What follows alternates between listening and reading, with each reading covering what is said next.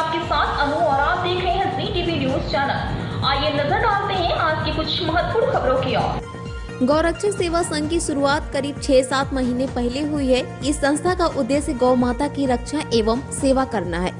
इस ग्रुप से अहमदाबाद और आसपास के गांवों के 1000 से ज्यादा सदस्य जुड़ चुके हैं और गौ माता की सेवा और रक्षा का काम कर रहे हैं। यह समूह बीमार गायों, आवास गायों तथा दूध न देने वाली परित्यक्त गायों तथा दुर्घटनाओं में घायल गायों का निःशुल्क इलाज करता है। सबसे खास बात यह है कि बूचड़खानों में जाने वाली गायों को इसी ग्रुप द्वारा बचाया जा रहा है। गौरक्षक सेवा संघ के सदस्यों ने लोगों से गौ हत्या रोकने की अपील की और कहा कि यदि आप किसी गाय को बूचड़खाने ले जाते हुए देखते या जानते हैं तो हमसे संपर्क करें।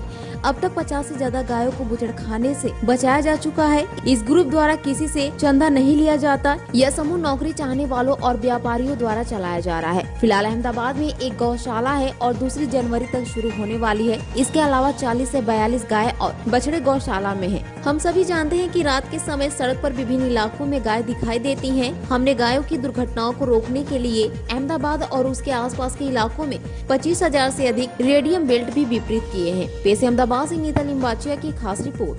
जय श्री राम। हूँ पोते यश जोशी, अमदावाद जिल्लानो રહેવાસી।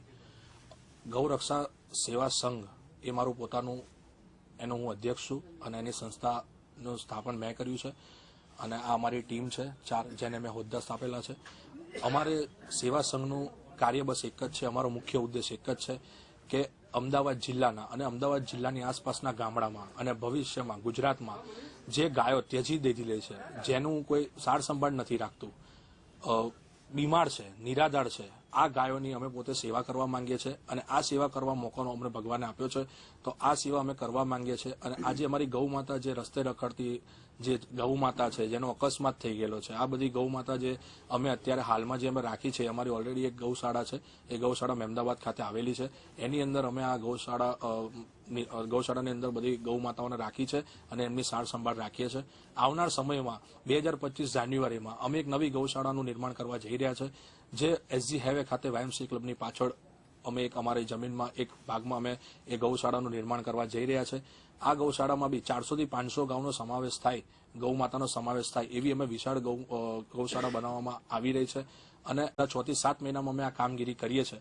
અને આ કામગીરીમાં જે રસ્તે રખડતી જે અકસ્માત થયેલી જે ગાયો છે, જે રોડ પર રખડે છે, જેને રાત્રે અંધારામાં ગાયો દેખાતી નથી, એના માટે અમે રેડિયમ બેલ્ટનું વિતરણ બી શરૂ કર્યું છે અને અત્યાર સુધીમાં 20 થી 25,000 રેડિયમ બેલ્ટ અમે પોતે ત્યાં આગળ બધી જગ્યા પર એરિયા વાઇઝ જઈને અમે આપ્યા છે।